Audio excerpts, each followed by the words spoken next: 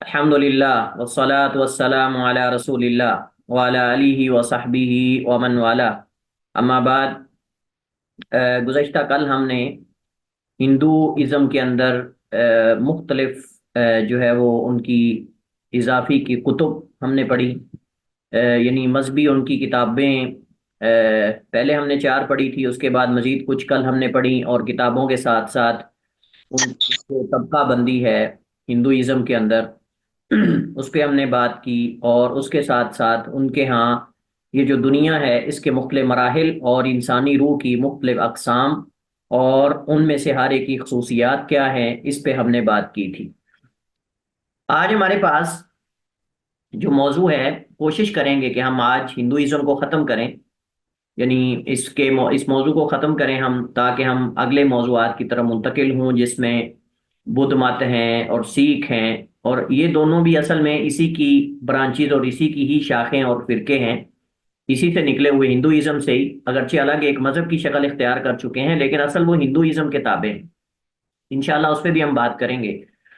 तो आज हमारे पास जो है हिंदू धर्म के अंदर, यानी हिंदू मज़हब के अंदर जो निजात के तरीके हैं वो क्या हैं, इस पे हम बात करेंगे। और उसके बाद इनके यहाँ जो चंद एक अकायद हैं और चंद एक नज़रियात हैं उस पे हम बात करेंगे, और फिर हिंदुइज़्म का इस्लाम के साथ तकाबुल करेंगे, जैसे साहिब किताब ने किया। इंशाल्लाह हम वहाँ बात करेंगे कि इस्लाम के अंदर नबूवत के बारे में क्या अकीदा है और इनके यहाँ क्या है, तौहीद के बारे में इस्लाम क्या कहता है, ये क्या कहते हैं।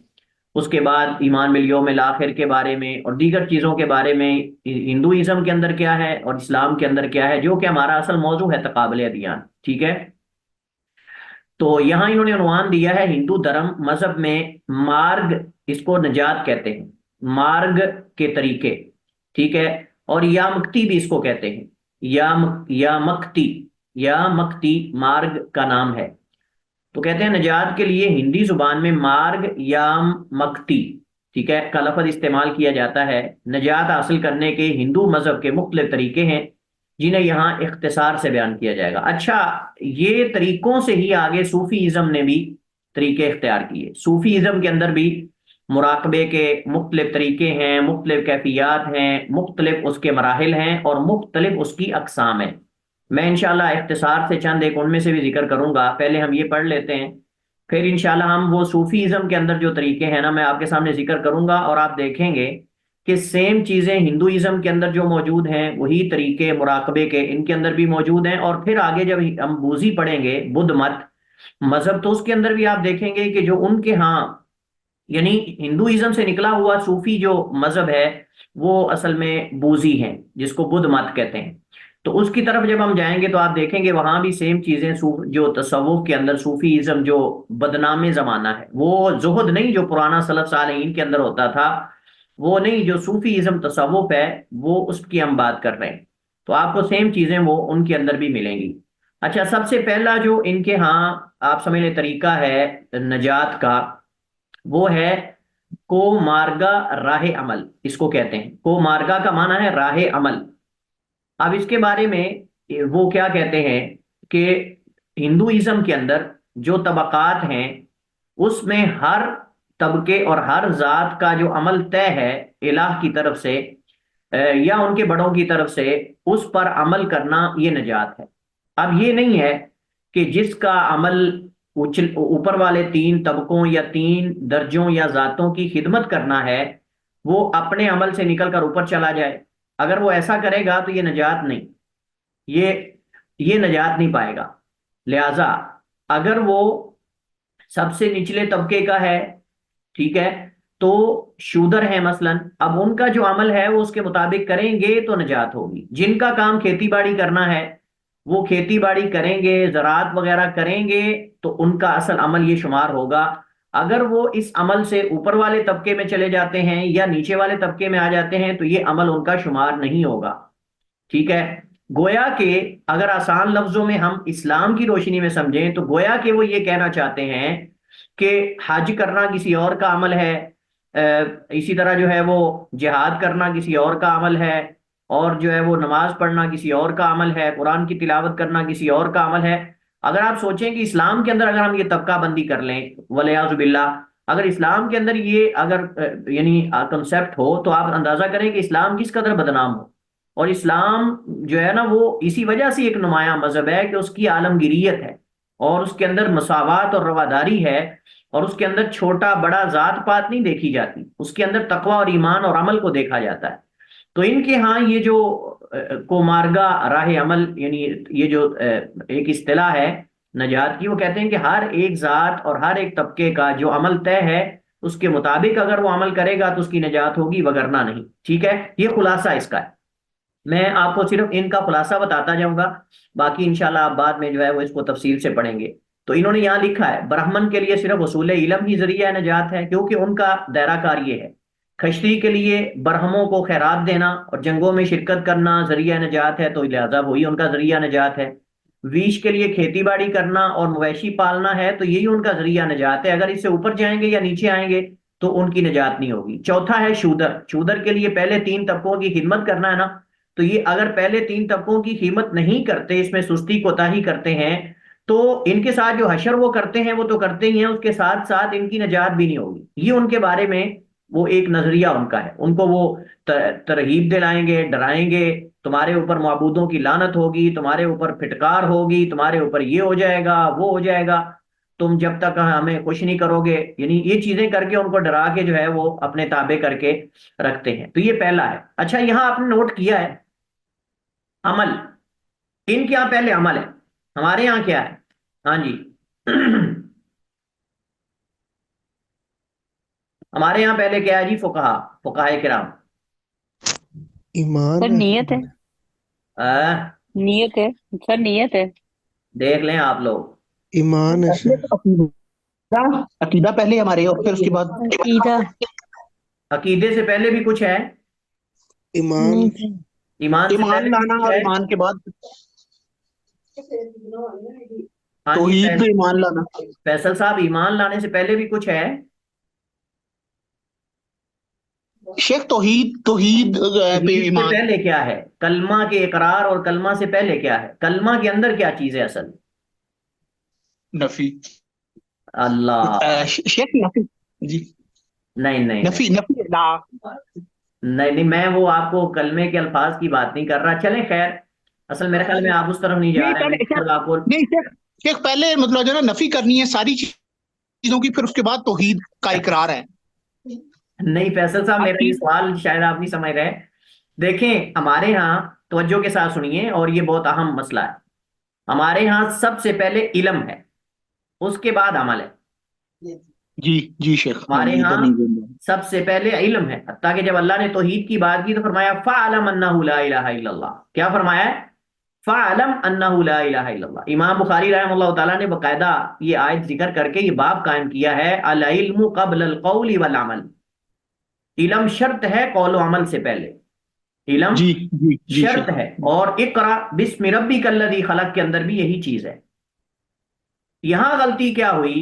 یہاں اندھا دھند وہ عمل کی طرف جاتے ہیں، اور یہی صوفی ازم کے اندر ہے، اس کے اندر بھی عمل پہ زور دیا جاتا ہے، علم پر نہیں۔ اس وجہ سے بہت سارے صوفیاء جاہل ہوتے ہیں، وہ معرفت کی باتیں جی کہتے ہیں تمہیں معرفت نہیں، تمہیں یہ نہیں، تمہیں کتاب و سنت کے علم سے جاہل ہوتے ہیں۔ ان کے ہاں مراقبے ہوتے ہیں، ان کے ہاں جناب وہ خاص قسم کے چلے ہوتے ہیں، ایک ذکر لے کر اسی پہ پوری زندگی گزار دیتے ہیں، باقی قرآن کیا کہہ رہا ہے، سنت کیا کہہ رہی ہے، اور علوم کیا ہے، ان چیزوں سے وہ آپ سمجھ لیں کہ بہت دور چلے جاتے ہیں۔ اس کی وجہ یہ کہ وہ عمل کو اپنا اصل ہدف بنا لیتے ہیں، حالانکہ اسلام کے اندر سب سے پہلے علم ہے۔ حتیٰ کہ کلمہ توحید کی شروط جب آپ پڑھتے ہیں نا، 7 یا 8 شرطیں علماء ذکر کرتے ہیں، اس میں سب سے پہلے ہے العلم، سب سے پہلی چیز العلم ہے، ٹھیک ہے نا؟ علم ہے، یقین ہے، اخلاص ہے، محبت ہے، اس کے بعد انقیاد ہے، یہ ساری چیزیں مل کر سب سے پہلے علم آتا ہے۔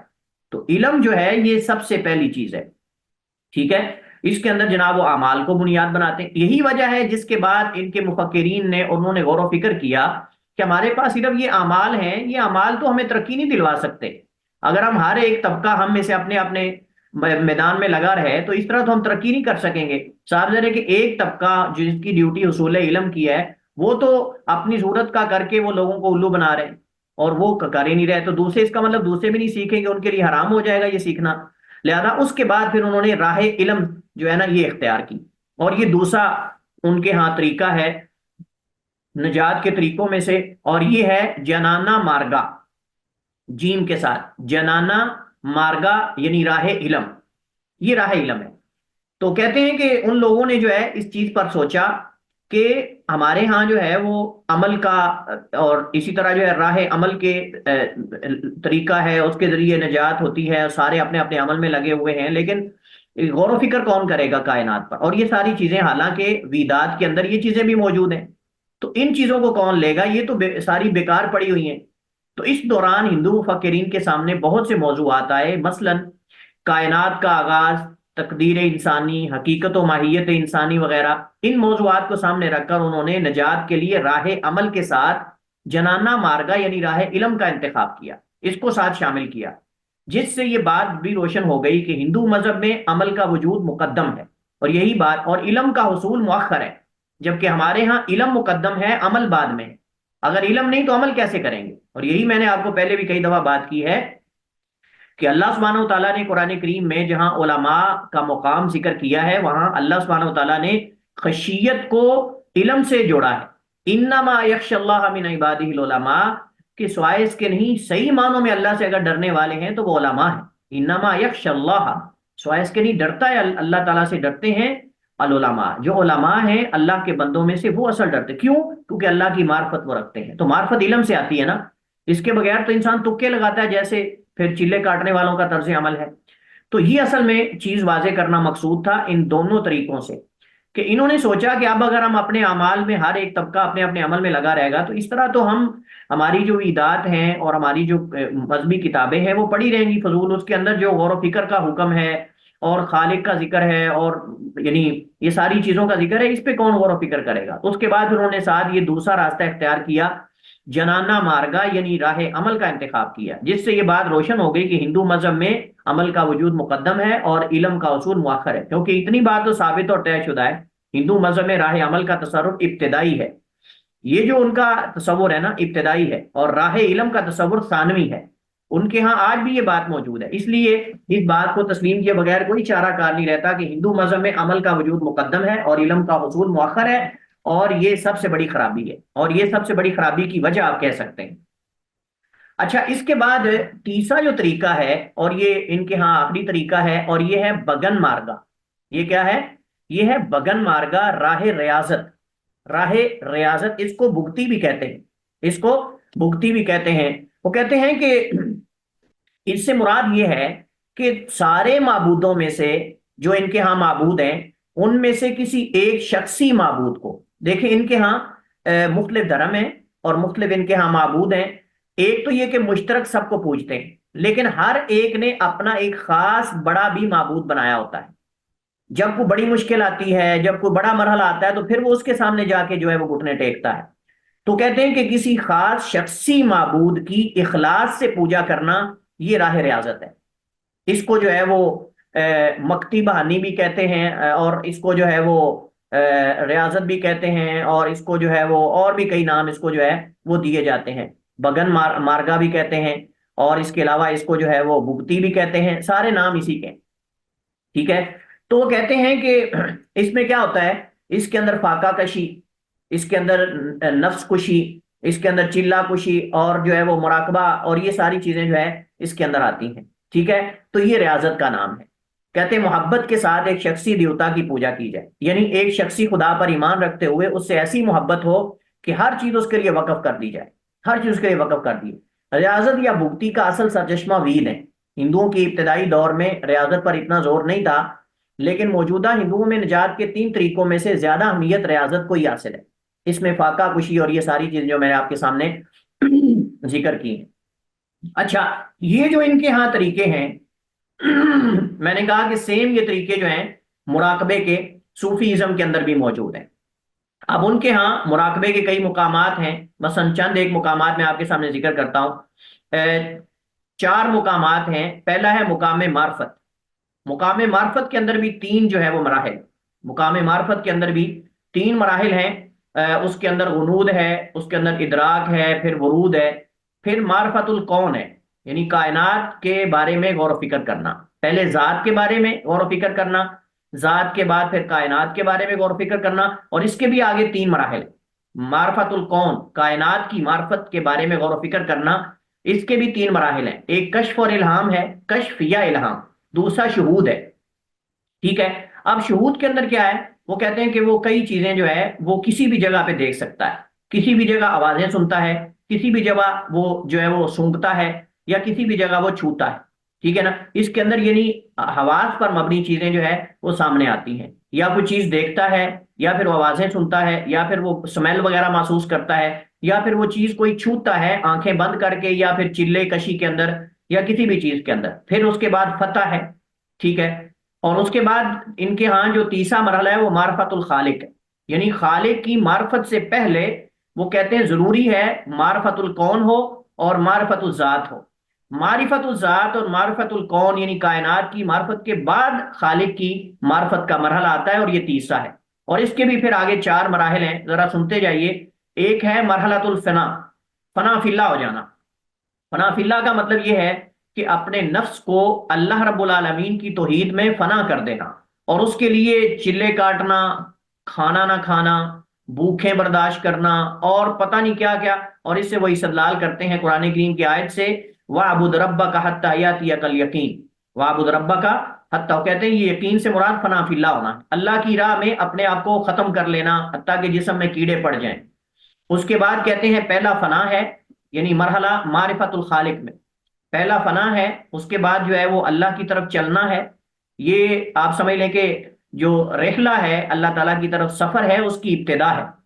پھر فنا فی اللہ ہے، پہلے خالی فنا ہے، پھر اللہ کی طرف چلنا ہے، پھر فنا فی اللہ ہے، پھر اللہ کی طرف سے چلنا ہے، یعنی اوپر سے نیچے کی طرف، اوپر سے نیچے کی طرف، پھر بقاء باللہ ہے، اللہ رب العالمین کی توفیق سے باقی رہنا ہے۔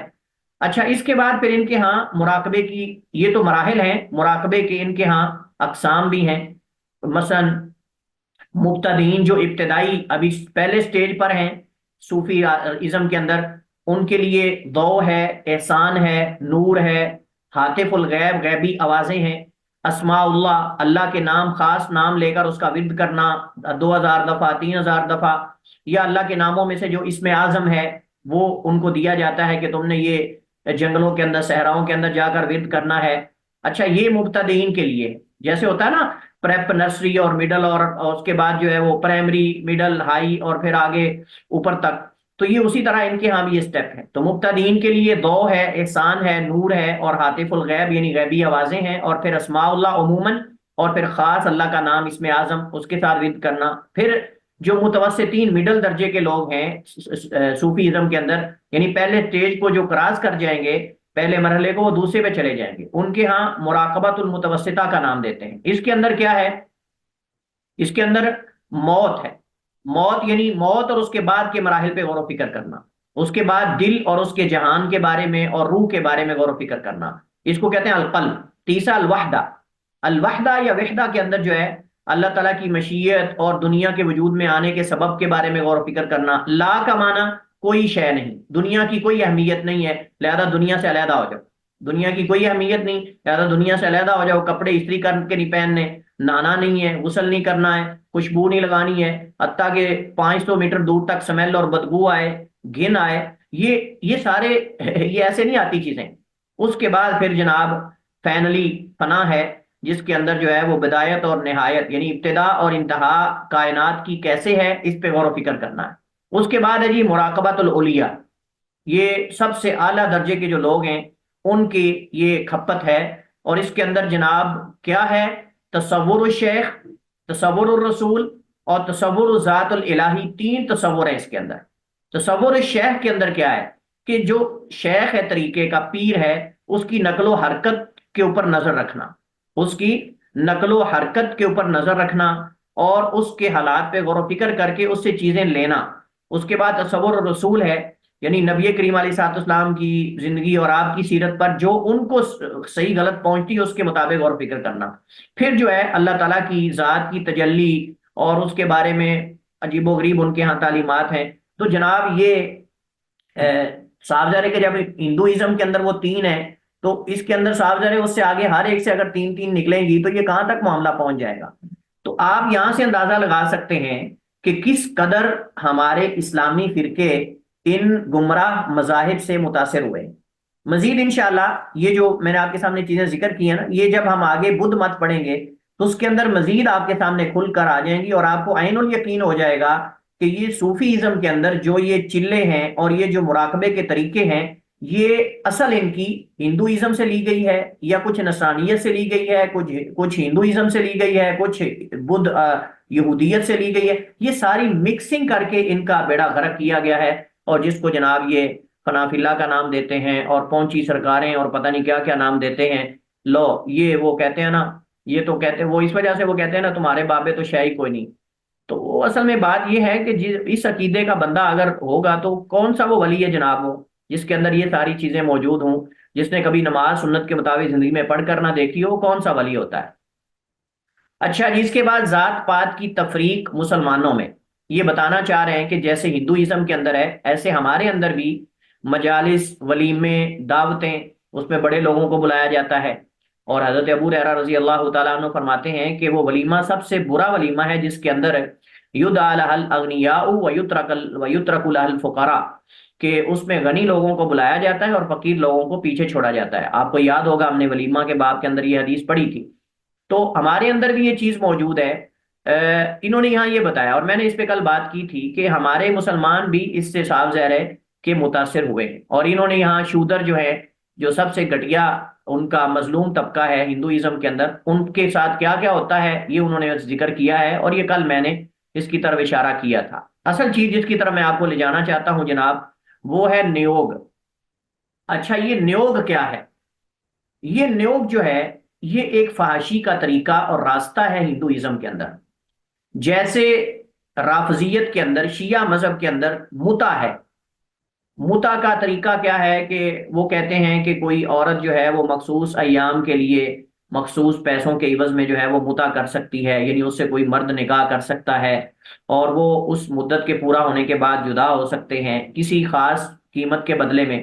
اور آج بھی ایران کے اندر مختلف ایسے گھر ہیں، ایسے باقاعدہ مقامات ہیں جہاں باہر لڑکیوں کی تصویریں لگی ہوتی ہیں، ان کی ایج لکھی ہوتی ہے، ان کا رنگ لکھا ہوتا ہے اور ان کی قیمت لکھی ہوتی ہے اور دنوں کے حساب سے لکھی ہوتی ہے کہ اگر آپ متع کرنا چاہتے ہیں ان کے ہاں واجب ہے یہ متع کرنا اور کروانا. شیعہ مذہب کے اندر اس وقت جو مذہب ہے ان کے ہاں واجب ہے. جو عورت متع نہیں کرواتی، جو مرد متع نہیں کرتا وہ جہنمی ہے. یہ ان کی کتابوں کے اندر یہ بات موجود ہے. اور اس وجہ سے ایران کے اندر باقاعدہ مختلف مقامات ہیں، بلکہ مقامات کیا، میں ایک یوٹیوبر ہمارا پاکستانی ہے اس کا میں ایک کلپ دیکھ رہا تھا، تو وہ یہ بتا رہا تھا کہ ایران کے اندر باقاعدہ ایک ایپ ہے. اس ایپ کے ذریعے آپ کوئی مرد یا کوئی عورت، یعنی کوئی لڑکی یا لڑکا، اس ایپ کے ذریعے اپنی ریکویسٹ بھیجے گا. وہ ریکویسٹ کوئی لڑکی بھی ایکسیپٹ کر سکتی ہے، کوئی لڑکا بھی ایکسیپٹ کر سکتا ہے، کوئی فیملی بھی ایکسیپٹ کر سکتی. کئی کئی دنوں تک ایک لڑکی گھر کے اندر رہنے والی وہ آنے والے باہر وزٹر کو اپنے پاس رکھتی ہے. اب باہر سے آنے والے وزٹر کو اپنے پاس گھر کے اندر فیملی کے طور پر رکھتی ہے، جیسے کوئی فیملی کے افراد ہو. وہاں جناب اس طرح کر کے وہ باقاعدہ جو وزٹرز آتے ہیں، یعنی جو سیاح آتے ہیں سیر و سیاحت کے لیے ایران کے اندر، ان کے لیے انہوں نے باقاعدہ ایک ایپ لانچ کی ہے. اب اس ایپ کے لانچ کرنے میں اصل ہدف کیا اپنے عوام کو فائدہ پہنچانا ہے یہ تو اللہ جانتا ہے کہ یہ ہے یا نہیں، لیکن اس کے اندر کیا وہ بتا رہا تھا کہ وہ ایپ میں آپ آتے ہیں، آپ ان ہوتے ہیں، آپ ریکویسٹ بھیجتے ہیں کہ میں رہائش چاہتا ہوں، میں یہاں مطلب کہ کوئی جگہ چاہتا ہوں. اب وہ اس کے اندر سارے لوگ ایڈ ہوتے ہیں. جیسے ہی ہمارے ہاں مختلف قسم کی ایپس ہوتی ہیں، آپ چیز سیل کرنا چاہتے ہیں آپ وہاں دیتے ہیں، کوئی بھی آپ کو وہاں سے ایکسیپٹ کر لیتا ہے یا آپ سے رابطہ کر لیتا ہے، آپ کا نمبر لے لیتا ہے. وہ کہتے ہیں کہ کوئی لڑکی بھی آپ کی ریکویسٹ ایکسیپٹ کر سکتی ہے، اور کئی دفعہ ایسا ہوتا ہے کہ لڑکیاں ہی کرتی ہیں، اور کوئی اگر لڑکی آ رہی تو اس کو کوئی اور ایرانی کر سکتا ہے، مرد کر سکتا ہے. یعنی یہ چیز ان کے ہاں ایک عام نارمل ہے، ان کے معاشرے کے اندر یہ چیز موجود ہے. اور اس وجہ سے میں نے آپ کو شاید پہلے بھی اشارہ کیا تھا، میں نے کہا تھا کہ اس وجہ سے مسلمانوں کے اندر جو بھی فحش قسم کی ویڈیوز بناتی ہیں یا فلموں کے اندر ایکٹنگ کرتی ہیں، ان کا آپ اگر معذرت سے ان کا اگر آپ بیک گراؤنڈ چیک کریں تو وہ شیعہ مذہب سے تعلق رکھتی ہیں. اور یہ میں پورے وثوق سے بات کر رہا ہوں اور پوری تحقیق سے بات کر رہا ہوں، پورے سروے سے یہ بات کر رہا ہوں کہ اکثر ایکٹنگ کرنے والی خواتین کا تعلق شیعہ مذہب سے ہوگا، شیعہ مسلک سے ہوگا۔ آپ جا کے چیک کر لیں، میری بات پہ یقین نہ کریں، آپ خود اس کا سروے کر سکتے ہیں۔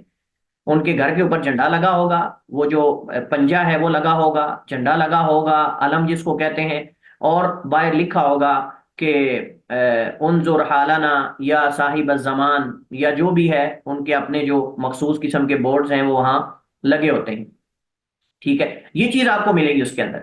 اچھا، یہ سیم چیز جو ہے نیوگ، یہ ہندوازم کے اندر ایک فحاشی کا راستہ اور طریقہ ہے۔ اس کے اندر ہوتا کیا ہے، ہمارے اسلام کے اندر کیا ہے، ہمارے اسلام کے اندر شادی اور نکاح جو ہے وہ صاحب ظاہر اس کا ایک مخصوص طریقہ ہے، اور ہر مذہب کے اندر اس کا ایک مخصوص طریقہ ہے۔ ہمارے ہاں کیا ہے، ہمارے ہاں یہ ہے کہ اگر کوئی کسی عورت کا شوہر فوت ہو جاتا ہے تو اس عورت کو آگے نکاح کرنے کی اجازت ہے، اور نبی کریم علیہ الصلوۃ والسلام نے عملی طور پر، ہمارے نبی صلی اللہ علیہ وسلم نے عملی طور پر جو بیوہ عورتیں تھیں، مطلقہ عورتیں تھیں، ان سے نکاح کر کے اپنی امت کی رہنمائی بھی کی ہے۔ عملی طور پر ہمارے نبی رحمت اللہ عالمین نے خود اس طرف جو ہے وہ اپنی امت کی رہنمائی کی ہے اپنے عمل سے۔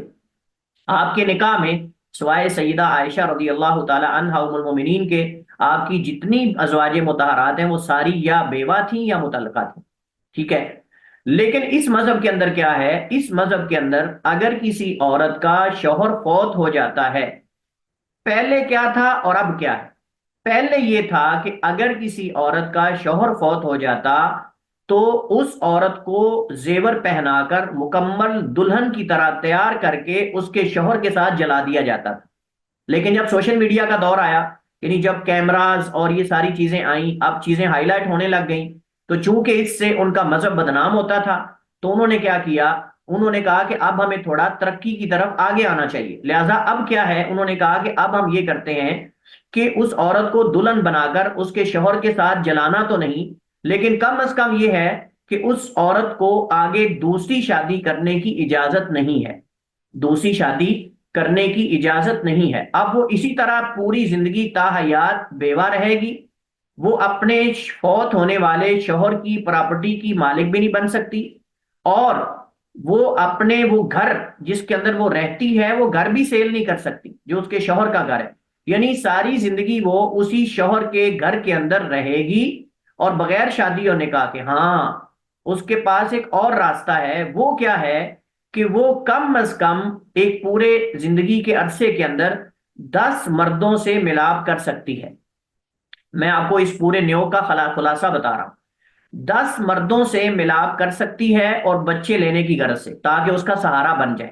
ٹھیک ہے، تو 10 بچے لے سکتی ہے، اور 10 بچوں کے لینے تک وہ 10 مردوں تک یعنی اس کے پاس گنجائش کو مل سکتی، حتیٰ کہ اگر یہ تو ہے کہ اس کا شوہر اگر مر گیا ہے، اگر اس کا شوہر زندہ ہے اور وہ بیرون ملک چلا گیا ہے یا اس کے پاس آتا نہیں، تو اس عورت کو باقاعدہ اپنی خواہش پوری کرنے کے لیے اور اولاد لینے کے لیے 4 سال 10 سال 8 سال انہوں نے عمریں طے کی ہیں باقاعدہ، اگر اتنی ہو تو پھر اتنی دفعہ کرے گی، اتنے سال غائب رہا تو اتنی دفعہ کر لے گی، اتنے سال غائب رہا تو اتنے سال کر لے گی۔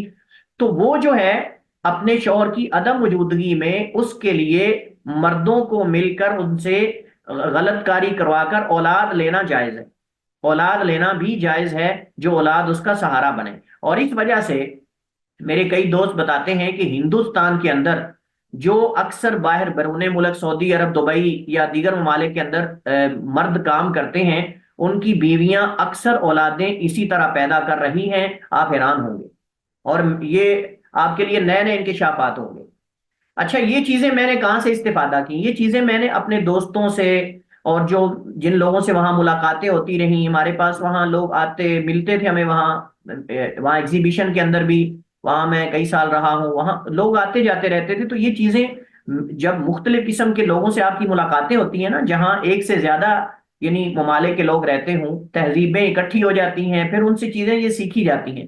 تو ہم نے مدینہ رہ کر جو چیزیں سیکھی، اس کے اندر یہ تہذیبیں بھی ہیں، جو ہم نے کئی چیزیں سیکھی، جیسے افریقہ کے کئی چیزیں میں آپ کو بتاتا ہوں، اسی طرح ہندوستان کے کئی ہمارے ساتھی بتاتے ہیں کہ یہ جو 4 10 سال باہر رہتے ہیں، اب یہ وہاں کیا کرتے ہیں، وہ بھی ایک خاص ان کی ایک پوری سٹوریاں ہیں، میں وہ نہیں چاہتا کہ یہاں ذکر کیے جائیں کیونکہ وہ اسلامی ممالک کے حوالے سے۔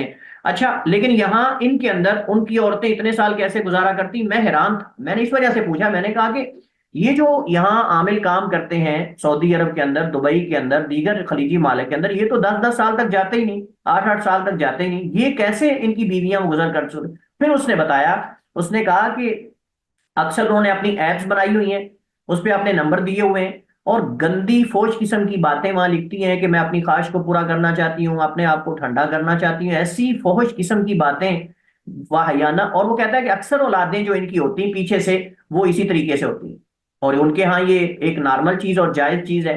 گویا کہ ہندو مذہب کے اندر یہ فحاشی کا ایک طریقہ اور راستہ ہے، جس کا میں نے خلاصہ آپ کے سامنے جو ہے وہ ذکر کر دیا ہے. انہوں نے یہاں ساری چیزیں لکھی ہیں. اگر کسی کا شوہر انتقال کر جائے تو اس کی بیوہ کو باقی ماندہ ساری زندگی اسی طرح رہنے کی، شادی کرنے کی اجازت نہیں ہے. قدیم زمانے میں اس کو جلا دیا جاتا تھا. اور پہلا پہلو یہ بھی ہے کہ اگر کسی عورت کا شوہر تو موجود ہو لیکن اس سے اولاد نہ ہوتی ہو تو وہ کسی غیر مرد سے ازواجی تعلق قائم کر کے اولاد پیدا کر سکتی ہے. یہ بھی اس کا حصہ ہے. اس عورت کو یہ اجازت 10 مردوں تک سے ہم بستر ہونے تک وسیع ہے. سوامی دیانت یا دھیان کے مطابق شادی یا نیوگ کے ذریعے مرد عورت کو 10 10 بچے پیدا کرنے کی اجازت ہے. مرد بھی کر سکتا ہے، عورت بھی کر سکتی ہے، یعنی مرد کسی عورت کے ساتھ مل کر، عورت کسی مرد کے ساتھ مل کر. اگر شادی شدہ مرد دھرم کی خاطر کسی اور ملک میں چلا جائے تو عورت 8 سال انتظار کرے. حصول علم کے لیے سفر کی صورت میں 6 سال، اور اکتساب رزق یعنی کمائی کے لیے سفر کی صورت میں 3 سال تک اجازت ہے. اور انتظار کرنے کے بعد عورت نیوگ کے ذریعے اولاد پیدا کر سکتی ہے، نیوگ کے ذریعے اولاد پیدا کر سکتی ہے. ہاں جی، اب بتائیے کیا پہلے آپ کے علم میں تھا یہ؟ نہیں سر. شیخ یہ تو نہیں تھا علم، لیکن ایک کوشچن ہے، وہ کر سکتا ہوں جی؟ جی جی کریے. وہ شیخ صاحب یہ ہے کہ جو انفارمیشن آپ کہہ رہے ہیں کہ آپ کو مدینہ سے دوستوں سے ملی، ان میں یہ انفارمیشن کسی ہندو سے بھی آپ کو ملی یا مسلمان لوگوں سے یہ انفارمیشن ملی آپ کو، جتنے نہیں، ہندو لوگوں تو سے آپ نے؟ دیکھیں، ہندو تو وہاں ہمارے پاس مدینہ میں آتے ہی نہیں، لیکن وہ ہمارے لوگ جو ہیں وہ سکھا ہے. یعنی وہ ایسے نہیں ہے جو گپے مارنے والے. میں وہاں طلاب کی بات کر رہا ہوں، جو وہاں پڑھنے والے لوگ ہیں، اہل علم لوگ ہیں. اچھا لیکن اچھا یہ اچھا، جنہوں ہاں نے یہ تقابل پہ لکھی ہے کتاب، یہ باتیں ایسے تو نہیں سنی سنائی لکھ دی. جی جی جی جی جی یہ نہیں، میں حقیقت ہے. ویسے میں چاہ رہا تھا میں کہ شاید کسی جو غیر مسلم سے بھی آپ نے کوئی یہ جو پارٹیسپینٹ انہوں نے ایسا بھی اپنی ہو ویب کہ سائٹ بنائی ہوئی ہے نا، یہ جو انہوں نے اپنی ویب سائٹ بنائی ہوئی ہے نا، یہ تو ان کے ہاں عام ہے. یعنی یہ تو ہر دوسرا بندہ جانتا ہے انڈیا، ہندوستان کا. ہاں ویسے تو سر یہ شاہ رخ نے ابھی مطلب ہے نا، ایک بچہ شاہ رخ کا جو چھوٹا ہے وہ اس کی بیوی بھی ہندو ہے نا، گوری. ہاں تو اس نے شاہ رخ نے بچہ جو ہے نا وہ کسی اور عورت سے پیدا کروایا ہے اور اپنے گھر میں اپنا بیٹا بنایا ہوا ہے اس کو تو پھر کہ اس کا مطلب پھر آپ کو میرا بیٹا ڈر ہی. ہونا چاہیے اس مسئلے میں. ہاں مطلب جو ہے نا وہ اس اس کے کے ایک گھر میں نہیں، ایک سائڈ پہ اس کہتا کے مندر ہے، سینکڑوں ایک سائڈ پہ واقعات مسجد ہے. ہیں، اس کے سینکڑوں واقعات ہیں. اور ان کے ہاں جو عورتیں ان کے شوہر باہر رہتے ہیں وہ اس کو جائز سمجھ کر یہ کرتی ہیں. اور جی انہوں نے جی باقاعدہ جی اپنے اپنے جو ہے وہ بنائے ہوئے ہیں، پیجز بنائے ہوئے ہیں، اور ان پیجز کے اندر اللہ تعالیٰ معاف فرمائے اتنی فوج قسم کی باتیں اور پتہ نہیں کیا کیا کچھ ہوتا ہے. بس آپ چھوڑیں ان سب چیزوں کو. بہرحال یہ انڈیا کے اندر ہر تیسرا بندہ جانتا ہے ان چیزوں کو، اور اتنی عام ہے یہ. ہمارے ہاں اسلامی معاشرے کے اندر اگر کوئی ایسی بات کرتا ہے ہمارے پاکستان کے اندر تو اس کو ہائی لائٹ لوگ کر دیتے فوراً، تو وہاں بھی یہ چیزیں صاف ظاہر لوگ جانتے ہیں. اچھا جی، اس کے بعد مادہ اور روح کے بارے میں ہندو عقیدہ. جدید ہندو مذہب کے مطابق مادہ اور روح دونوں ازلی اور ابدی ہیں، جس کا واضح مطلب یہ ہے کہ مادہ اور روح میں کوئی بھی فرق نہیں، بلکہ ان دونوں کو خالق کا درجہ حاصل ہے، اس اعتبار سے کہ خدا بھی مادہ اور روح کا محتاج ہے، والعیاذ باللہ. اچھا جی، یہ اس کو چھوڑیں آپ، یہ کوئی اتنا اہم نہیں ہے. اس کے اندر ہندو مذہب اور دین اسلام کا تقابلی جائزہ. اب یہاں وہ چند چیزیں ذکر کر کے اس کا اسلام سے تقابل کریں گے. مثلا پیغمبر کا تصور. اب پیغمبر کا تصور جو ہے ہمارے ہاں تو صاف ظاہر ہے کہ ہم کہتے ہیں کہ اللہ تعالیٰ ہر قوم اور ہر امت کے اندر ایک نبی اور رسول بھیجتا ہے. تو جیسے ہمارے اندر یعنی ہمارے پاس نبی اور رسول کی دعوت ہے، وہی اس قوم کے پاس بھی اسی نبی کی دعوت پہنچی ہے. اب تو پہنچ گئی ہے نا سب کے پاس. اللہ تعالیٰ فرماتا ہے وَلَقَدْ بَعَثْنَا فِي كُلِّ أُمَّةٍ رَسُولًا، ہم نے ہر امت کے اندر رسول کو بھیجا ہے. تو اسلام کے اندر تو یہ بات موجود ہے کہ ہر امت کی طرف اللہ تعالیٰ رسول بھیجتا ہے، اور جب تک اللہ تعالیٰ رسول نہ بھیجے اس وقت تک اللہ سبحانہ و تعالیٰ کسی قوم کو عذاب نہیں دیتا. وَمَا كُنَّا مُعَذِّبِينَ حَتَّى نَبْعَثَ رَسُولًا. یہ تصور ہمارے اندر موجود ہے، لیکن ہندوازم کے اندر کسی نبی یا رسول کا کوئی تصور بھی نہیں ہے۔ وجود تو دوسری بات ہے، تصور بھی موجود نہیں ہے۔ ہاں، وہ اپنی کتاب، مقدس کتابوں کے مصنف جو رشی ہے، اس کو یعنی اس کے نام سے جانتے ہیں اور یاد کرتے ہیں۔ البتہ آریہ قوم جو تھی، یعنی ان کے جو اصل جن سے آغاز ہوا ہے، ان کے ہاں وہی الہام اور ہدایت الہی وغیرہ یہ چیزیں موجود تھیں، اور ان کی کلام کے اندر بھی اس وجہ سے ویدات کے اندر میں نے آپ کو بتایا کچھ چیزیں ہمیں ایسی ملتی ہیں۔ تو بہرحال ان کے پاس توحید اور یہ چیزیں تھیں، چونکہ وہ باہر سے کہیں سے آئے تھے، اور ان کے پاس صاف ظاہر ہے کہ کوئی نبی اور رسول آیا ہوگا جس کی دعوت اور ان کے پاس جو ہے وہ اس کا دین پہنچا ہوگا۔ اب یہ ان کے اندر ہے، تصور ہی نہیں ان کے اندر نبی اور رسول کا، جبکہ اسلام ایک ایسا دین ہے جس میں نبی اور رسول کا وجود اتنا یقینی ہے جیسے رات کے بعد صبح کا آنا، ٹھیک ہے نا۔ ہمارے اندر نبی اور رسول کا تصور ہے، اس کے بغیر الہ کی باتوں کو لینا اور الہ کی عبادت ممکن ہی نہیں۔ صاف ظاہر ہے کہ الہ اپنی عبادت خود بتائے گا نا کہ کیسے کرنی، اور وہ عبادت کے لیے ضروری ہے کہ کوئی پیغمبر اور رسول ہو جو اس کی باتوں کو پہنچائے، اور اس کے یعنی اس کی باتوں کے لیے پھر صاف ظاہر ہے کہ وہ نبی ہی کر کے دکھا سکتا ہے جو انسانوں میں سے ہوگا، وہ نبی ہی بتا سکتا ہے، چونکہ وہ ان کی زبان میں آئے گا، وہ ان کی قوم میں سے آئے گا، اور وہ ان کی تہذیب اور ان چیزوں کو جانتا ہوگا، تو وہ ان کو پریکٹیکلی طور پر وہ دین عمل کر کے دکھائے گا، تو وہ صاف ظاہر ہے کہ اس کو فائدہ ہوگا، ان کو وہ کتاب جو لے کر اللہ کی طرف سے آیا ہے وہ سمجھائے گا ان کی زبان کے اندر۔ مساوات اور خاندانی تعارف، ہمارے اندر تو اسلام کے اندر تو اصل نظام مساوات ہی ہے کہ ہر انسان جو ہے وہ سارے انسان انسانیت کے اعتبار سے تو برابر ہیں، لیکن پھر آگے اللہ کے حضور جو ہے وہ سب سے بڑا درجہ متقی کا ہے۔ جس قدر تقوی اور ایمان زیادہ ہوگا اس قدر وہ زیادہ احترام کے لائق ہے اور وہ محبت کے لائق ہے۔ اس وجہ سے صحابہ کرام کے اندر جو سب سے اعلیٰ خاندان کے لوگ تھے، نبی کی آل کے، نبی کے خاندان کے، قریشی اور بنو ہاشم سے، قریش سے، ان کا بھی مقام تھا، اور ان سے بڑھ کر بعض دفعہ سیدنا بلال رضی اللہ تعالیٰ عنہ جو کہ ایک بکتے بکاتے غلام تھے، سلمان فارسی بکتے بکاتے غلام تھے، ان کا بھی ایک مقام تھا، اور ان کو بھی اس نگاہ سے دیکھا جاتا تھا۔ سیدنا بلال رضی اللہ تعالیٰ عنہ سے صحابہ بڑی محبت کرتے تھے، اس وجہ سے کہ نبی علیہ الصلوۃ والسلام کے وہ مؤذن ہیں، اور نبی علیہ الصلوۃ والسلام جو ہے وہ انہوں نے ان کے قدموں کی آہٹ کو جنت کے اندر سنا ہے۔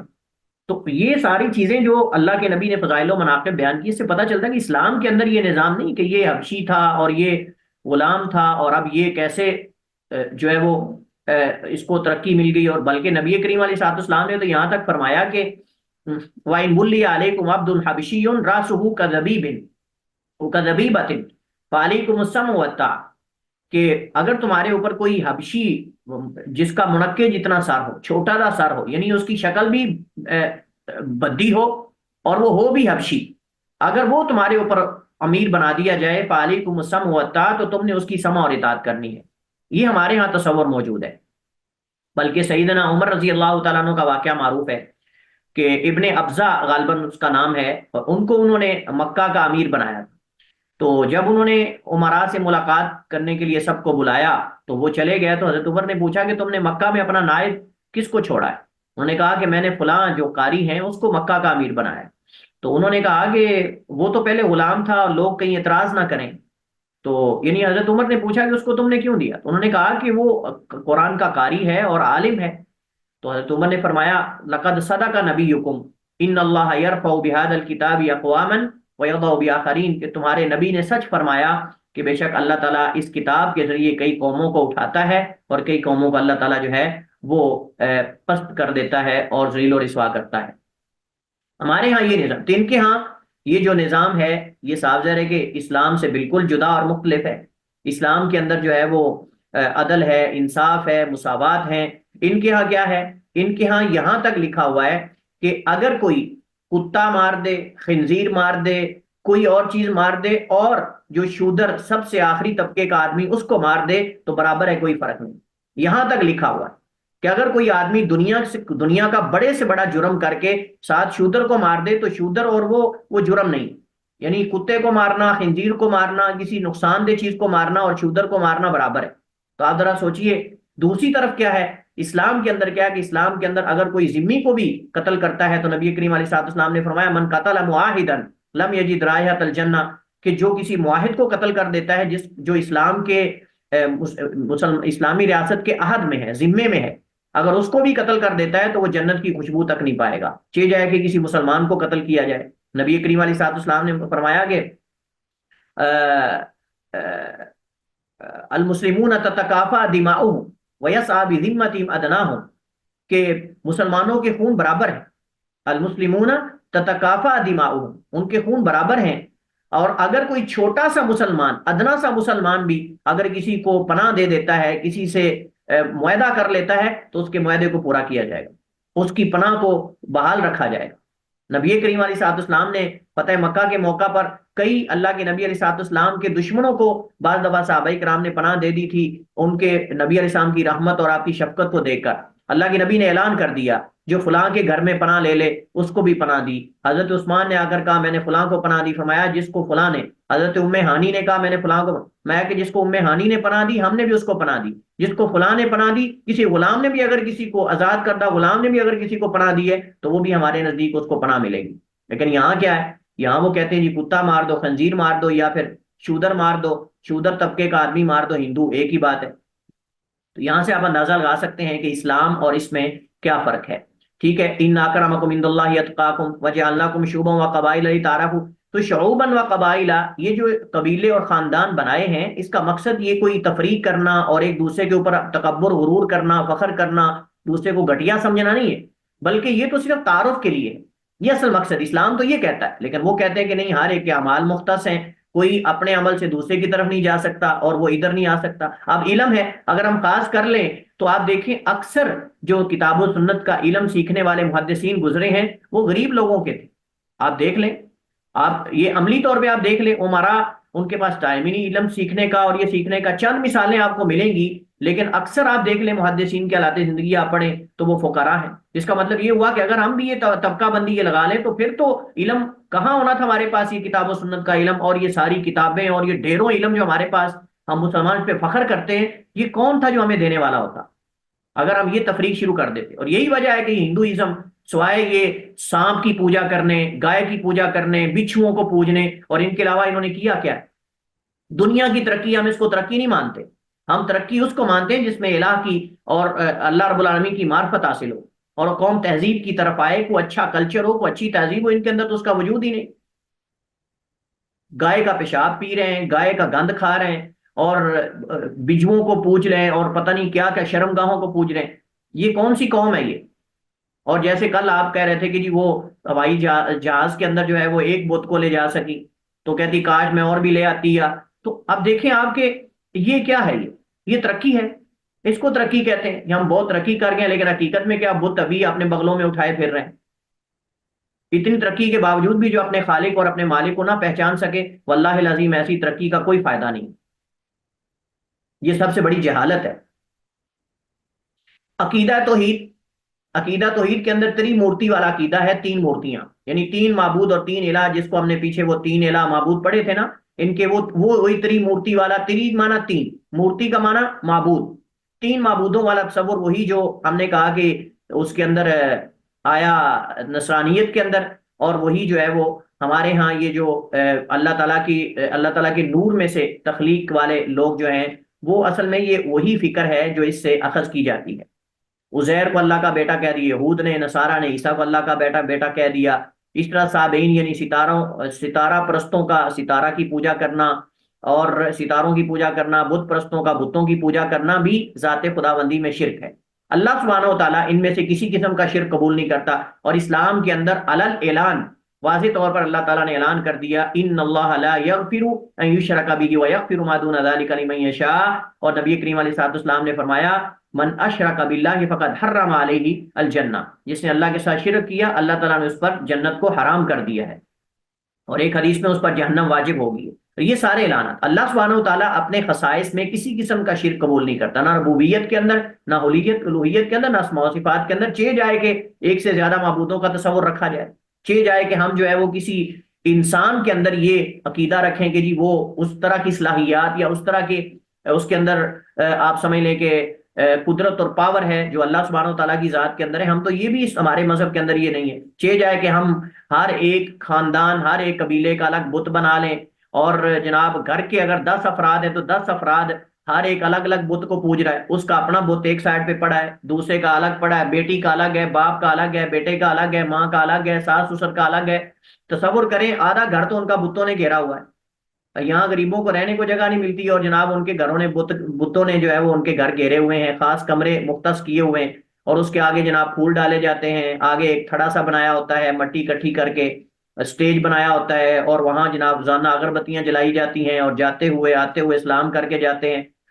پتہ نہیں کیا چیزیں یہ موجود ہیں. ایمان بالغیب، ایمان بالغیب ہمارے اندر تو سارا ہمارا اکثر عقیدہ ہی ایمان بالغیب پر ہے، ہمارے اکثر عقائد اور ایمانیات تو ہیں ہی غیب پر. ان کے ہاں غیب نام کی چیز ہی موجود نہیں ہے. وہ کہتے ہیں جب تک ہم سامنے نہیں دیکھیں گے، اس وجہ سے انہوں نے غیب پر ایمان نہ لانے کی وجہ سے انہیں مورتیاں بنا لی نا، تاکہ دل کو حوصلہ رہے اور سامنے ہمارے موجود رہو. اور جو آپ دیکھیں یہ بات نوٹ کر لیں کہ جس قوم کے اندر ایمان بالغیب نہیں، اس کے اندر آپ کو مورتیاں اور بت نظر آئیں گے، اس کے اندر آپ کو مورتیاں اور بت نظر آئیں گے. یہ بات نوٹ فرما لیں. جس قوم کا بھی غیبیات پہ یقین نہیں ہے اس کے اندر آپ کو یہ بت نظر آئیں گے، الا ماشاء اللہ کوئی جدید فکر الگ جو افکار پیدا ہوئے وہ ایک الگ چیز ہے. لیکن ہندوازم کے اندر بتوں کا ہونا اور ہر ایک کی مورتی بنا کے رکھنا اس بات کی دلیل ہے کہ وہ غیبیات کو نہیں مانتے. وہ کہتے ہیں کہ ہمارے سامنے یہ موجود ہیں، بس نظر آ رہے ہیں تو سکون ہے، اگر نظر نہیں آ رہے تو ہمیں ایسے، بلکہ وہ الٹا مذاق کرتے ہیں، بلکہ الٹا وہ مذاق کرتے ہیں، اور وہ کہتے ہیں کہ یہ مسلمان جو ہیں یہ آپ سمجھ لیں کہ کیا اس کو کہتے ہیں ایک معدوم چیز کی پوجا کرتے ہیں، اور یعنی اس طرح کی باتیں کرتے ہیں، اندیکھے اندیکھے باتوں پہ یقین کرتے ہیں اور اس طرح کی چیزیں. تو کہتے ہیں کہ وہ مسلمانوں پہ اعتراض کرتے ہیں. کیا کہتے ہیں کہ مسلمانوں کا دین تو اندھا ہے، کہ وہ اندیکھی باتوں پر یقین رکھتے ہیں، جنت جہنم پل صراط ملائکہ کو مانتے ہیں، حالانکہ کسی نے بھی انہیں دیکھا ہی نہیں. تو میں نے پہلے بھی اس پہ بات کی تھی، میں نے کہا تھا کہ دیکھیے ایمان بالغیب کسی چیز کا نظر نہ آنا اس کے عدم وجود کی دلیل نہیں، کسی چیز کا نظر نہ آنا اس کے عدم وجود کی دلیل نہیں. دنیا میں بہت ساری چیزیں ایسی ہیں جو ہمیں نظر نہیں آتی، لیکن ہم سارے عقل مند انسان ان کے وجود کو مانتے ہیں. سب سے بڑی چیز اور سب سے بڑی مثال انسان کی باڈی میں روح ہے. انسان کی باڈی میں انسان کی روح ہے. اب روح آج تک کسی نے نہیں دیکھی. دنیا جتنی ترقی بھی کر گئی ہے، اتنے حساس کیمراز اور اتنی حساس مشینری موجود ہے، اس کے باوجود ہم حتیٰ کہ انسان کے منہ سے نکلنے والے بخارات جو ہیں سردی کے اندر، ہم ان کو بھی کیمرے سے ہم جو ہے وہ سیو کر سکتے ہیں. حتیٰ کہ ہم گیس کو سیو کر رہے ہیں، ہم اس کی تصویریں لے لیتے ہیں، ہم چونٹی کو زوم کر کے بہت بڑا بنا لیتے ہیں، بہت کچھ کر لیتے ہیں. لیکن آج تک انسان جب فوت ہو رہا ہوتا ہے کسی ہاسپٹل کے اندر، وہاں حساس کیمراز لگے ہوتے ہیں، بڑے سینسیٹیو بڑے ہی دقیق کیمرے لگے ہوتے ہیں. لیکن آج تک پوری دنیا میں چیلنج ہے کہ فوت ہونے والے انسان کی باڈی سے نکلتی روح ہمیں دکھا دے. ہمارا ایمان ہے کہ روح کا جسم، ہمارا ایمان ہے کہ روح کا جسم. اور اس کی دلیل کیا ہے؟ نبی کریم علیہ الصلوۃ والسلام نے فرمایا کہ جب انسان فوت ہوتا ہے تو آدمی جب فوت ہوتا ہے تو اس کی روح کی اس کی نظر پیچھا کرتی ہے، یتبع بصرہ، کہ جب روح نکل رہی ہوتی ہے تو اس وقت روح اس کا پیچھا، نظر اس کا پیچھا کر رہی ہوتی ہے. اس وجہ سے میت کی آنکھیں کھلی رہتی ہیں کہ وہ اپنی روح کی طرف دیکھ رہا ہوتا ہے، ٹھیک ہے، اور پھر اس کی آنکھیں بند کرنی پڑتی ہیں جب وہ فوت ہوتا ہے. نبی کریم علیہ السلام کی حدیث ہے. اس سے علماء نے یہ فائدہ اخذ کیا ہے کہ روح کا جسم ہے، باڈی کے اندر موجود ہے، لیکن کوئی کیمرہ آپ کو نہیں دکھا سکتا، نکلتا آپ کو نہیں یہ دکھا سکتے، اس کو سیو نہیں کر سکتے. اللہ سبحانہ و تعالیٰ کیا وہ ان چیزوں پر قادر نہیں ہے کہ وہ چیزیں ہم سے مخفی رکھے؟ اور ان کا مخفی رہنا اس کے اندر کئی حکمتیں ہیں. جیسے عذاب قبر ہے، عذاب قبر کے بارے میں نبی صلی اللہ علیہ وسلم نے فرمایا کہ میرا دل کرتا کہ میں اللہ سے دعا کروں اور تمہیں عذاب قبر جو ہے وہ سنا دیا جائے، یا کچھ عذاب قبر میں سے چیخ و پکار سنا دی جائے، لیکن مجھے ڈر ہے کہ تم دفن کرنا چھوڑ دو گے. لولا اللہ تدافنوا لدعوت اللہ یسمعکم من عذاب القبر، کہ اگر مجھے یہ ڈر نہ ہوتا کہ تم دفن کرنا چھوڑ دو گے مردوں کو، تو میں اللہ سے دعا کرتا کہ وہ تمہیں عذاب قبر میں سے کچھ سنا دے. لیکن یہ ڈر ہے کہ اگر تم سن لو گے تو تم دوبارہ اپنے گھر والوں کو، اپنے پیاروں کو قبر کے اندر نہیں دفناؤ گے. اللہ تعالیٰ کی اس کے اندر حکمتیں ہیں. تو بجلی ہے، اگر کوئی نہ مانے تو میں کہتا ہوں تم سارے مانتے ہو کرنٹ ہے، تار نظر آ رہی ہے، تار کے اوپر پرندے آپ کے سامنے بیٹھے ہوئے ہیں، بارشیں آ رہی ہیں، ہوائیں آ رہی ہیں، لیکن آپ ہاتھ لگا کے چیک کر لو نا ذرا، جہاں سب سے زیادہ ہیوی قسم کا کرنٹ ہوتا ہے ہزاروں کے وولٹیج کے اندر، وہاں ذرا آپ جائیں اور وہاں جا کے ہاتھ لگائیں، اور آپ کو ہاتھ لگانے سے پتا چلے گا، وگرنہ بجلی کی تار کے اندر بجلی تو نظر نہیں آتی، لیکن آپ مانتے ہو لائٹ چل رہی ہے تو آپ کہتے ہو۔ تو دنیا کا نظام چلتا آپ کو نظر نہیں آ رہا، اندھے ہیں، یہ سارے لوگ اندھے ہیں کہ لائٹ چل رہی ہوتی ہے، بلب چل رہا ہوتا ہے، اشارہ اگر کوئی چیز سگنل دے رہی ہوتی ہے تو کہتے ہیں کہ اس کے اندر کرنٹ ہے، لیکن دنیا ساری جو سگنل دے رہی ہے، پوری کائنات کا نظام جو ہمیں سگنل دے رہا ہے، یہ نہیں بتا رہا کہ ان کے پیچھے کوئی اس نظام کو چلانے والی کو ہستی ہے، کوئی ذات ہے۔ بڑی عجیب بات ہے، یہ جان بوجھ کر جیسے بلی کو دیکھ کر کبوتر کا آنکھیں بند کر لینا، یہ اتنی ترقی کے باوجود اندھے بنے بیٹھے ہیں، یہ ہو کیسے سکتا ہے؟ اگر یہ قاعدہ کلیہ ہم اپنا لینا کہ جو چیز نظر نہیں آتی وہ موجود ہی نہیں، تو اس طرح تو ان کے سارے علم مفلوج ہو جائیں گے، سارے علوم ان کے انسانی مفلوج ہو جائیں گے۔ علوم کے اندر کئی ایسی چیزیں جو نظر نہیں آتی لیکن مانتے ہیں، کیا ارسطو، افلاطون اور یہ ساری جو اس طرح کے لوگ گزرے ہیں، ان کو دیکھا انہوں نے؟ سنی سنائی باتیں ان پہ یقین کر کے بیٹھے ہوئے ہیں، خود ان کے اپنی جو مورتیاں جن کے بارے میں یہ گمان کر کے بیٹھے ہیں، کیا ان اصل چیزوں کو جن کی مورتیاں ان کو دیکھا انہوں نے؟ بڑی عجیب و غریب قسم کی یہ فلسفیانہ باتیں ہیں کہ جی غیبیات پہ ایمان رکھنے والے تو اندھے ہیں اور ان کا دین اندھا ہے، اور وہ اندھا، اصل میں کوئی امتحان بھی تو ہوتا ہے نا، سامنے چیز کو دیکھ لینا اور بن دیکھے اس پر ایمان لے آنا، فرق تو ہے، صاف ظاہر ہے۔ اور اصل میں اللہ سبحانہ و تعالیٰ یہ آزمانا چاہتا ہے کہ کون ہے جو میرے قاصد اور میرے رسول کی پیروی کرتا ہے، اور وہ اس کی بات پہ اتنا یقین کرتا ہے کہ جب نبی نے کہہ دیا کہ یہ ہے، اس کا یقین ہے۔ کون ہے جو کہتا ہے میں جب تک دیکھوں گا نہیں میں مانوں گا نہیں؟ اور اصل میں جیسے اللہ سبحانہ و تعالیٰ نے فرمایا کہ اگر یہ دیکھ بھی لیتے ہیں تو پھر بھی یہ ایمان نہیں لائیں گے، اگر یہ جنہوں نے ایمان لانا ہے وہ بن دیکھے بھی ایمان لے آتے ہیں، لہذا ان کے ہاں یہ غیب پر ایمان لانے کا تصور بالکل بھی نہیں ہے۔ باقی اپنے من کی چیزیں غیب بھی ہوں تو مان لیتے ہیں، لیکن حقیقت میں جیسے میں نے آپ کو پہلے بھی عرض کیا تھا کہ فلاسفہ جو ہیں وہ غیبیات کا انکار اس وجہ سے کرتے ہیں تاکہ اس کے ضمن میں وحی کا انکار کریں، وحی کا انکار کریں، جنات کا انکار کرنا، فرشتوں کا انکار کرنا، کیونکہ اصل وجود کا، الہ کے وجود کا انکار، اصل الہ کے وجود کا انکار یہ ہدف ہے، اور اس کے لیے پھر یہ وہ ہیلے بانے کرتے ہیں، ہمیں چیزیں نظر نہیں آتی۔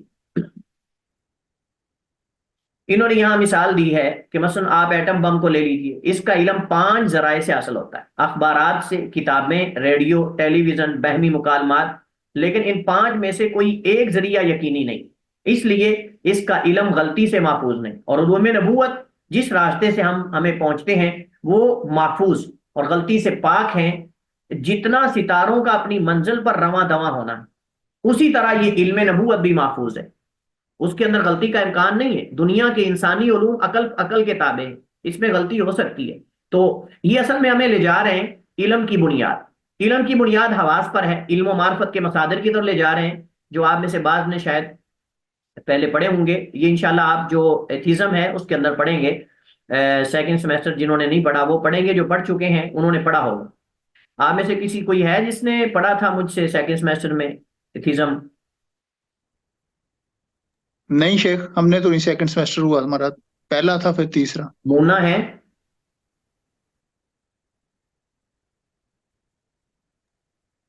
سر کوئی پتہ نہیں ہے۔ حماد رفیع صاحب؟ وہ بھی نہیں ہے۔ ان لوگوں نے مجھے لگتا ہے پڑھا ہوگا، تو اس کے اندر میں نے باقاعدہ ان لوگوں کو ایک، جی جی سر، میں آپ کے ساتھ ہوں، میری بس یہ تھوڑی سی انٹرنیٹ کا ایشو تھا کچھ نا۔ آپ یہ بتائیے کہ میں نے ایتھیزم آپ کو پڑھایا تھا دوسرے سیمیسٹر میں؟ ایتھیزم جی سر ہم نے پڑھا تھا۔ ہاں، تو علم و معرفت کے ہم نے مصادر پڑھے تھے، جی سر پڑھے تھے۔ کیا اس میں آپ نے پڑھا تھا؟ سر اب تھوڑا سا اگر آپ ہنٹ دیں گے تو یاد آئے گا۔ علم و معرفت کے مصادر سے مراد وہ ذرائع اور ریسورسز ہیں جن کے ذریعے انسان معلومات لیتا ہے۔ ہم نے کہا تھا کہ معلومات لینے کے وسائل کئی ایک ہیں، اس کے اندر جی حواس ہیں، جی سر۔ اس کے اندر جو ہے وہ انسان کی عقل ہے، اس کے اندر انسان کی فطرت اور نیچر ہے، اس کے اندر سائنس اور مشاہدہ اور تجربہ ہے۔ اب یہ جتنے بھی وسائل ہیں، میں نے یہ بات کی تھی وہاں، اصل میں آپ ہی ہیں میرے خیال، باقی لوگوں نے تو پڑھا ہی نہیں۔ اب بنیادی ہمارا اور ان قوموں کا اختلاف علم و معرفت کے مصادر کی وجہ سے، اگر یہ پوائنٹ سمجھ جائے نا یہ قومیں، تو یقین جانے یہ ہدایت پا جائیں۔ اصل بنیادی نقطہ اختلاف ہی علم و معرفت کے مصادر طے کرنا اور پھر ان کو طے کر کے ہر ایک کی حد بندی کرنا. مثلا عقل ہے، عقل کا دائرہ کار کہاں تک ہے، حواس ہیں، حواس کا دائرہ کار کہاں تک ہے، اور پھر اس کے بعد نیچر فطرت ہے، فطرت کا دائرہ کار کہاں تک ہے، اس کے بعد پھر وحی ہے، وحی کا دائرہ کار محدود نہیں، وحی کا ان تمام ریسورسز اور وسائل اور ذرائع اور علم و معرفت کے جو طریقے ہیں ان میں سب سے مضبوط ترین طریقہ جو ہے وہ وحی. اب وحی جو ہے اس کے اندر سب سے پہلے یعنی خبر جو ہے اس کے اندر سب سے پہلے جس کی طرف سے خبر آ رہی ہے اس کا سچا ہونا ضروری ہے، پھر جو اس سے خبر نقل کر رہے ہیں ان کا سچا ہونا ضروری ہے. مثال کے طور پر آپ کو 10 بندے بتاتے ہیں کہ جی زید یہ کہہ رہا ہے کہ فلاں روڈ جو ہے وہ بند ہے، اس پہ کوئی کام چل رہا ہے. اب آپ کو چاہے یہ 10 بندے 20 بندے بتا رہے ہیں، اگر زید سچا ہے تو خبر کا دار و مدار زید پر ہے، چاہے یہ 1000 بندہ کیوں نہ ہو آگے بیان کرنے والا. اصل بنیاد اس بات کرنے والے خبر دینے والے کی ہے، اگر وہ سچا ہے تو آگے والے کم ہوں یا زیادہ ہوں اس پہ فرق نہیں پڑتا. ہمارے ہاں اصل لوگوں نے کیا بنا لیا ہے کہ جی اس وقت تک ہم یقین نہیں کریں گے جب تک یہ سارے ہر طبقے کے اندر پوری جماعت نہیں ہوگی. ہم کہتے ہیں اصل اس خبر کے روڈ بند ہے کہ نہیں اس کا دار و مدار زید کے سچا ہونے پر. اگر زید سچا ہے جس نے ان 10 بندوں کو بتایا ہے کہ روڈ بند ہے تو خبر سچی ہو، وگرنہ اگر زید جھوٹا ہے اور یہ چاہے 1000 بندہ کیوں نہ ہو، یہ تو زید پر اعتماد کر رہے ہیں نا. تو ہمارے نبی رحمت اللہ علیہ صلی اللہ علیہ وسلم سارا علم اللہ سبحانہ و تعالیٰ کی طرف سے ہمارے نبی تک آیا، اور ہمارے نبی کی ذات وہ ذات ہیں کہ جن کے بارے میں دشمنوں نے بھی کہا تھا کہ آپ صادق و امین ہیں، اور آپ نے زندگی بھر کبھی 40 سالہ زندگی کا چیلنج کر کے مکہ والوں کو آپ نے کہا تھا میں نے تمہارے اندر کبھی جھوٹ بولا. یہ بہت بڑی بات ہے، 40 سال کی زندگی کا چیلنج کرنا اور زندگی میں ایک دفعہ بھی جھوٹ نہ بولا.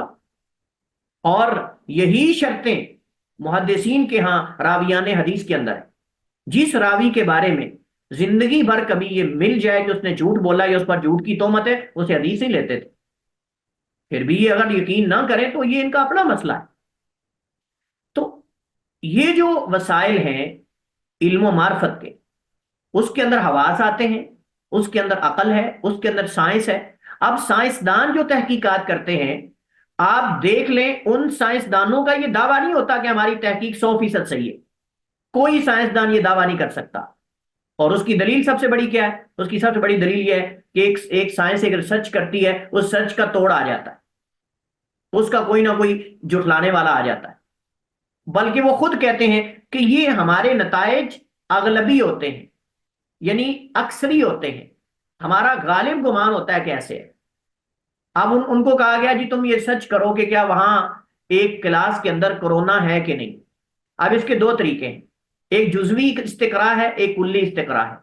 جزوی استقراء کیا ہے کہ آپ کلاس میں سے 2-4 آگے والوں کا، 2-4 پیچھے والوں کا، 2-4 سینٹر والوں کا آپ ٹیسٹ لے لو اور آپ کہو جی ان کو کورونا نہیں لہذا کسی کو بھی کورونا نہیں. اب مجھے بتائیے کہ اگر اس طریقے سے ٹیسٹ لیا جائے گا تو کیا 100% نتائج حتمی آئیں گے؟ بتائیے مجھے. یہ تو شیخ وہ پروبیبلٹی سے ہوتا ہے نا، یہ تو مطلب جناب کہ جی ہو سکتا ہے، ہو نہیں بھی سکتا. دیکھیے میں جو بات کر رہا ہوں نا، میں آپ کو جو چیز سمجھانا چاہتا ہوں وہ یہ ہے کہ اگر ہم اس طرح کریں کہ جی یہ ہم 2-4 بندوں کا آگے سے 2-4 بندوں کا پیچھے سے یعنی چند ایک کا لے لیتے ہیں، ہمیں ایک اندازہ ہو جائے گا جس کلاس کے اندر کورونا نہیں. لیکن کیا 100% نتیجہ آئے گا کہ اس کلاس کے اندر کسی کو کورونا نہیں؟ نہیں سر، نہیں آئے گا. نہیں آئے گا. دوسرا سر ویسے بھی سائنٹسٹ جو کرتے ہیں مطلب جو نا کوانٹیٹیو یا کوالٹیٹیو کوئی بھی اسٹڈی ہوتی ہے اس میں یہ ساتھ لکھا ہوتا ہے انہوں نے کہ 95% جو ہے نا وہ کانفیڈینس انٹرول ہے. میں اسی باقی طرح آپ کو 5% جاننا چاہ رہا ہوں. شک ہے کہ ہاں 5% اس میں جو ہے نا وہ گنجائش ہوتی ہے غلطی کی. اور بعض دفعہ بلکہ بعض دفعہ نہیں کئی دفعہ ان کی وہ تحقیقات جو ہے وہ غلط نکلتی ہیں اور اس کے برعکس بعد والے آ کے اس کو جھٹلا دیتے ہیں.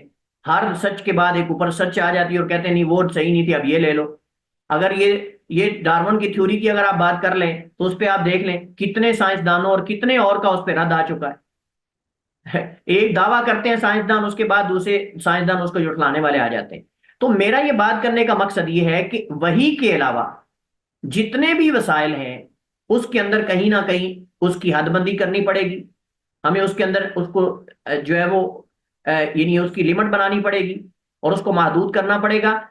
اصل اختلاف تب پیدا ہوتا ہے جب یہ عقل کو سب کچھ سمجھتے ہیں. اگر عقل ہی سب کچھ ہوتی تو عقل مند کبھی اختلاف ہی نہ کرتے, عقلاء کا آپس میں کبھی اختلاف ہی نہ ہوتا.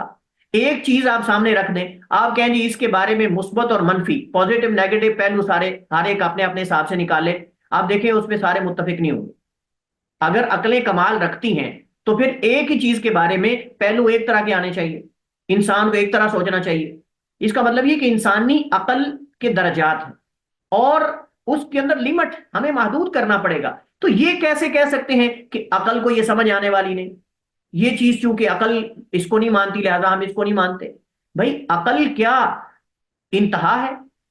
عقل کی لمٹ نہیں. سارے انسانوں کی عقل محدود ہے اور اس کا ایک دائرہ کار ہے. اس دائرہ کار کے اندر جب تک عقل استعمال ہوگی ہم اس کی تعریف کریں گے, ہم اس کی مدح کریں گے. لیکن اگر آپ یہ کہیں کہ عقل یہ کہتی ہے کہ جو چیز بھی نظر نہیں آتی وہ موجود نہیں ہے, تو ہم کہیں گے یہ بیوقوف عقل ہے, یہ صحیح عقل نہیں, یہ صحیح عقل نہیں.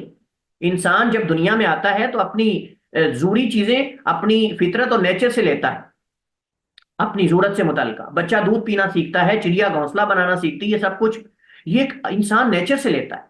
تو خالق اور الہ کا تصور بھی انسان کے اندر دنیا میں آتے ہوئے موجود ہوتا ہے.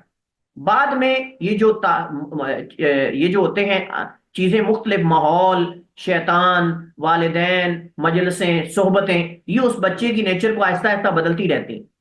اگر ایک ایسے علاقے میں لے جا کر بچے کو رکھ دیا جائے جہاں اس کے اوپر یہ چیزیں اثر انداز نہ ہوں, اس کو یہ دنیا کی بری مجلسوں سے, ان سب چیزوں سے, یعنی ان سب سے دور رکھا جائے, اس سے پھر آپ پوچھیں کہ الہ کون ہوتا ہے. وہ بدو جس کے بارے میں نے آپ کو کئی دفعہ پہلے بتایا ہے کہ جو صحرا کے اندر, جنگل کے اندر رہتا تو اس نے شہر آبادی کو دیکھا ہی نہیں. کسی نے گزرتے ہوئے اس سے پوچھا کیف عرفت ربک, تم نے اس جنگل کے اندر اپنے رب کو کیسے پہچانا؟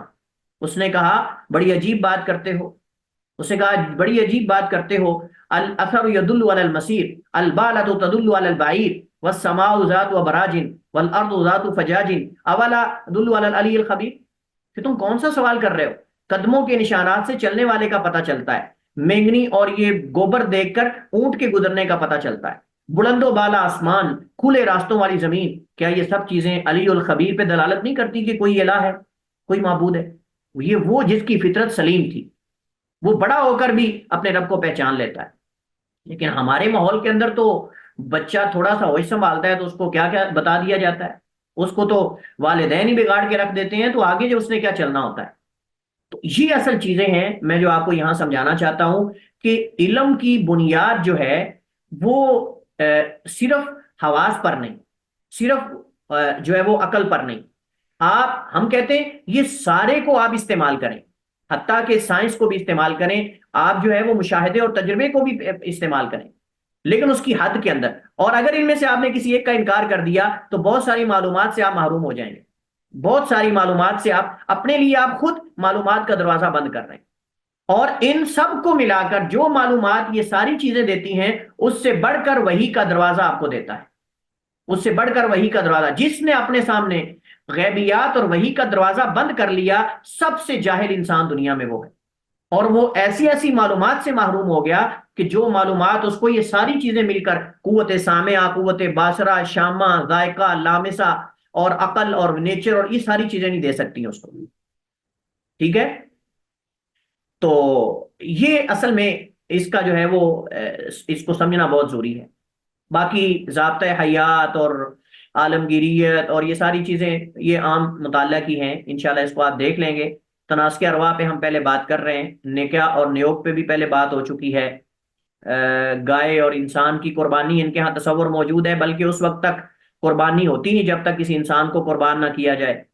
وراثت ان کے ہاں عورت کو نہیں ملتی, بیوہ کو تو بالکل ختم کر دیا جاتا ہے, اور ان کے ہاں وراثت کا تصور بھی موجود نہیں ہے مذہب کے اندر. باقی عملی طور پہ اگر بعض خاندانوں کے اندر موجود ہے تو وہ ایک الگ بات ہے, لیکن ہم یہاں مذہب کی بات کر رہے ہیں. چلیے یہ چند ایک چیزیں ہیں, یہ قابل مطالعہ صرف ہیں, آپ اس کو پڑھ لیجئے گا. واللہ تعالی اعلم واحکم, وصلی اللہ وسلم علی نبینا محمد وعلی آلہ وصحبہ وسلم.